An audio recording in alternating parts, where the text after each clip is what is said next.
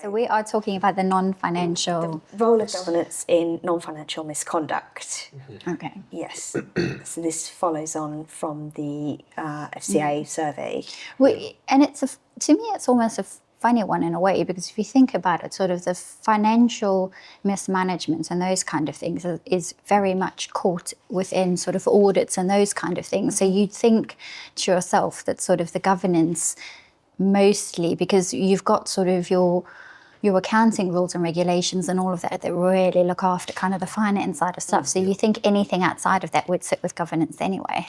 Well, the kind of main topics that came up in the survey were around bullying, harassment, discrimination, misuse of alcohol, inappropriate language, and data breaches. So it's which are kind of the ones I think you would have expected to be the ones that you kind of hear about sort of in business, isn't it? Really? Yeah. So they're kind of talking about the risk management process in place to kind of identify these issues and pick them up, and how people can report those. So again, we're back to the reporting, and then at what level they get discussed, because the FCA are very keen that they get discussed by at exco level and at the board level.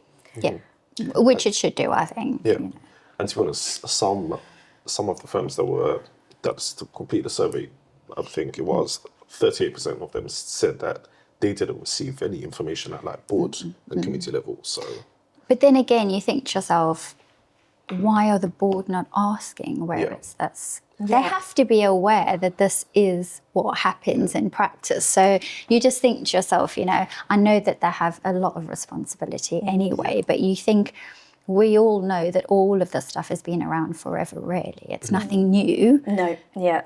So, and there has been so many scandals and so many things around it that you just think sometimes, and ultimately the board are responsible for all of this, even though they are not the ones doing the day-to-day work. But why is nobody questioning it if you're not seeing it? Yeah, I think they have more focus on this business continuity. Yeah. And focus on, the financials. Yes. And I think when you're in financial services as well, it's natural to focus on the finance side. It is, but I think, and that was one of the things when we kind of look at sort of, when you look at boards and how well they're functioning, is that you are not just there for the operational matters. It's the strategy, it's the setting the culture and the tone and how you want the people to behave and how you want the business to run. So it's not just, and that's one of the things when we look at sort of, the board evaluation side of stuff and kind of relations on the board and how well they're working together. You've got the trust and the respect between the board members, but equally they need that broader focus, because yes, they've all come from operational roles most of their careers, because that's how they kind of have got there. So they've got the operational experience and the knowledge, which is what you want. Yeah. But then when they have the director hat on, it's very much, you've got to look at the broader business, the forward-looking, where do we want to get the strategy, how do we want the business to look, how do we want it to interact with stakeholders, and all of that kind of stuff. So it's making sure that the board is well informed to understand their full role. Yes, understanding their responsibility for setting the tone from the top. That's it. For making sure that there is a culture across the organisation that doesn't tolerate bad behaviour and that supports people speaking up against it. You want them to drive that at the end of the day, and they are there to set that. So it's not just the operationals, what is the bottom line? Yes, they're there. They make money for, whether it's the communities or they're making money for the charities or they're making money for shareholders, whatever it may be, and that's a big part of it. It's always going to be, because if you're not doing that, you're pretty much not a business. But, the whole drive around sort of governance and that is the bigger picture. It's kind of the environment and, kind of diversity and inclusion and all your stakeholders, and kind of it's how you do stuff now. It's how do you make that money? It's no longer, well, you just make the money, it doesn't matter how you get there. It's kind of, who are you impacting? Yes. I think it goes down to the basics of their 170 requirement. So that needs to be considered. And also with that being said, it's that shift from, as you said, from the to the stakeholder theory of governance as opposed to the agency theory. They need to focus on the new models that need to be implemented at this point in time. environment of business changes every day, every year, every month, you know, so it's important for them to kind of keep up to date and take a deeper look on those developments that need to be made to make sure that they kind of fit into the culture of today's business world. And it's all part of their risk management processes, isn't really? Because people are often a business's biggest risk. Yes. And, you know, their behaviours and what they're doing, they are often the biggest risk, particularly in, say, like things like cyber. They get in.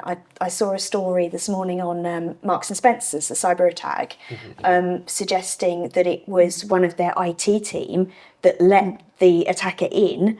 They tricked them into resetting somebody's password, which let them into their system. So people are a huge risk for companies, and they need to be part of their risk management processes, looking at how they are behaving and what they're doing. And I think that's the thing, because you do your best to kind of hire, hopefully, people who have good ethics and good intentions and all of that, but you are always going to have people who may not, or something's happened in their life that leads them to do something they wouldn't normally do, whatever it is. And I think, you know, that's why we have the internal controls in place, and we have all of that, because at the end of the day, these things happen, and people are people at the end of the day. And, you know, I think the only way to manage these kind of things properly is to have all of those sort of checks and balances and, you know, kind of risk matrix and framework and all of that in place to ensure that things are being picked up and caught before they happen, because these things do happen, best intentions.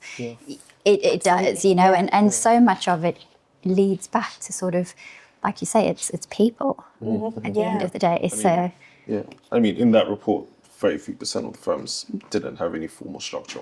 So, you know, which is a high number, considering we've all been well aware of all of this for many years. Exactly. I mean, it's nothing that's alien as well. Bullying, harassment, these are things that, you know, you see in school life.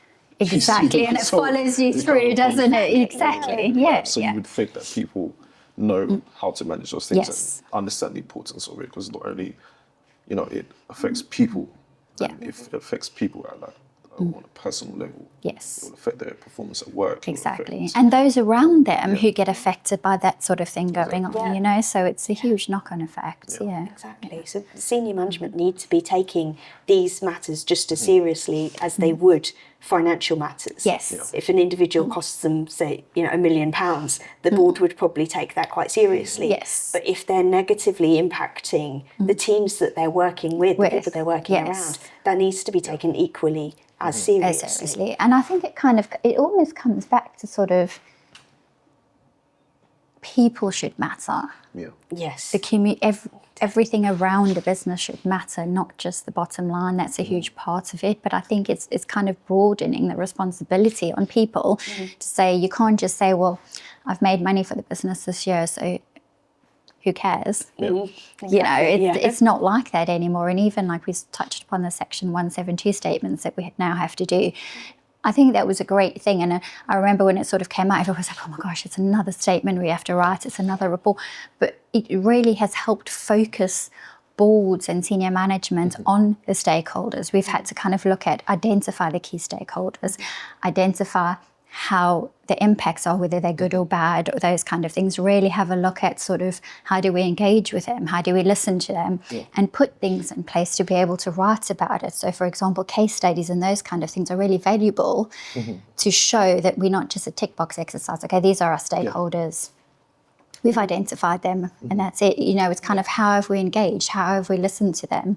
You know, all of those things. What impact do we have on them? What impact do they have on us? And I think it's really big for kind of governance people as well, to ensure we're building into kind of the board's timetable and all of those, to make sure that they are engaging with stakeholders and they are having that time, you know, with the various stakeholders, to ensure there is something to write about. So it's tangible. It's not just a tick box boilerplate anymore. It's okay. So these are, and equally kind of trying to work them into kind of KPIs and those kind of things at the end of the day really shows a good commitment, I think, you know, because it's one thing identifying things and saying what you're going to do or not do. But if you're actually building that into your KPIs, where you really have to kind of materially value it and link it to whatever it may be, whether it's remuneration or whatever, you know, that really shows kind of a real commitment in making a difference, which is, I think, what businesses need to do. Yeah. And businesses are run by people. Yeah. Yes. I think Yeah. it's important for for that, because a lot of the time the board might not have direct oversight on Yes. the specific issues. You know, a lot of the times, Yeah. for example, HR reports will be presented to the board, risk assessments presented Yeah. to the board. So when they see those case studies, they know exactly what is going What's on. So going- they're yes. not just saying, "Oh yeah, this has been done." Tick. Yes, yes. They're seeing how it's been done, so they are kind of able to identify what needs to be done, what's going well, what's not going well. So Yeah. you can, help them to mold the direction, which is Definitely. their responsibility. So, At the end of the day, and asking questions if it's not there. And I think that's where kind of like diversity and all of that just adds such value to all of this. And I think it's not just kind of gender diversity and all of that, which I think years and years ago, that's what everybody was focused on. And now it's shifted, as it should have, to not just that, but just sort of cultural diversity and, where people went to school, and, all of that just gives you such a different insight on things and question things. And you can kind of really see things coming in because, we all think quite differently. But we all see things through the lens of our life and our experiences and all of that kind of stuff. So I just think having diversity on a board, it's not just the gender diversity, but so many other things just makes it's just so valuable. And when these things come up to question and to ask and to see things in a different way. Yeah, absolutely. Yeah, I mean, the FCA and the PRA actually proposed a diversity and inclusion framework. Yeah. So that would be good. Yes. Minimum standards set for businesses, they can kind of draw from those and know exactly what they need to do. And I think putting things into a regulatory framework, it kind of gives them no choice but to do. To do that. And I think that's always a good starting point, because then businesses can build on that. So this is what we need to do, which is great. And it's a way of driving what they want to happen. Yeah. Which is sometimes a good thing, because sometimes businesses need a bit of a nudge to do the right thing sometimes, because they're busy. Yeah. There's a lot you need to do. So I think sometimes when you put something like that in, but then you hope businesses build on that and grow from that. That was going to be my next point. They need to implement the behaviors. Yes. So it can't just be another framework where they tick box. That's it. It's got, exactly. And they need to actually want to do it as well. So it's So I think that's the main important thing. It's all, And I it's all think down to the people. it's all down to the people. And like you said, they have to want to. That's another thing, is that is very much personal. Yeah. Yeah, absolutely. How you want to behave, what you value, what you think is right or wrong. Because we could all sit around this table and think very differently on general things that are right or wrong at the end of the day. Whether those are right or wrong, but we all have our reasons for what we accept or don't accept, or, and that's all varied. And if you've got sort of a boardroom table of 8, 9, 10 very different people, very knowledgeable, very skilled, but they're all going to have their personal lens through which they look at things. And their expectations and what they think is right or wrong, and it's going to be on a scale. Yeah. Someone could think that's really wrong. And another person would be like, well, okay, well, how risky actually is it? Like, how much risk could we take? Yeah. So it's kind of... That creates the debate and challenge at the board, which you want to see. And I think that highlights as well the importance of that wider diversity piece, because you can have a mixture of genders and ethnicities on a board, but if they all grew up in the same area and they all went to Oxford University, they're likely to have quite a similar outlook on life, even though... Yeah, because their experiences would be quite similar in certain things. Exactly. Yes. So you do need to have those different backgrounds, in different parts of the world and different schooling systems, so that they do have different experiences, and that's a real benefit to the board. It's funny because when I was reading the PRA's consultation, I would say, for a better word, one thing they did note that was just as important as environmental diversity was cognitive diversity. Yes. So that's a very valuable thing. That's it. It's all, again, a different way we look at things, which is so valuable, I think, at the end of the day. And again, it's sort of also then we need all of that, but then we also need boards that are working well together to enable them to have that challenge and that question and to say what they think. Yes. Yeah. People who really value a difference of opinion and a different which is what you want. Yeah. But then again, one of those things is you can get to sort of board level and nobody teaches us how to interact. Nobody teaches us how to listen properly or how to have relationships or be open to other people's perspectives. And, you know, so I think that's just a skill that doesn't always get focused when you kind of get to board level, and you really need that. Yeah. Because you've got strong-willed people sitting around a table that haven't necessarily been schooled very well on those kind of relations or listening actively to kind of not just to answer, but actually to take it in and think about it. Yeah. Exactly. Yeah. You know, so it's... Yeah, I think a point to consider with that as well is a lot of the time directors are going to be of an older demographic.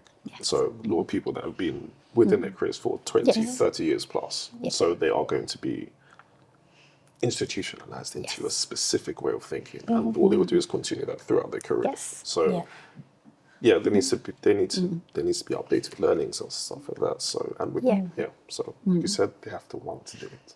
Yes, and that again starts with them, and then you kind of build on that at the end of the day, because you can't really change if a person feels quite strongly about what they think is right or wrong or acceptable or not. That's kind of how it is. But you hope that you build the board around people who have the same values, systems, and all of that kind of thing at the end of the day. And then it sort of also goes back to sort of when we are looking at sort of, you know, kind of the board trainings or senior management trainings and all of that, is really identifying, not just making sure people have all the operational updates like finance changes and legal and all of that, but also looking at, would anybody benefit from some kind of coaching or support on the softer skills? Because they've gotten there because they're good at what they do. Let's be honest. I mean, that's exactly what I was going to say, is directors will receive their director's duties training. Exactly. And you'll have corporate updates during the year. You might have your auditors come in and give updates. You might have legal, you know, they have all of this stuff. But who's looking after that other really important parts of running a business nowadays? Those boardroom behaviours and how do you interact with other people? Because everything's driven from that. How you make the money, how you interact with, and all of that is driven from how people relate with each other. Exactly. Yes, I mean, if you look at, I won't say which businesses, but if you look at certain businesses, when they have, forget it. If we look at Tesla, for example, you can see how their share prices fluctuate over the past few years on the basis of their CEO's behavioural. And recently, you know, they were considering, apparently they were considering changing CEO. So that being said, it shows how important leadership is in kind of the determination in the success of the company. Because, you know, the share price is essentially... That's it. And people's behaviour within the business is going to shift according to the leadership. And then that can impact, like you say, externally and what people see or what they experience. And then, you know, and you never want it to get to that point where people are negatively affected, whether it's your stakeholders, your employees, you know, all of that. You want to hopefully nip it in the bud with your framework that you have. But that's kind of all got to be working. Exactly,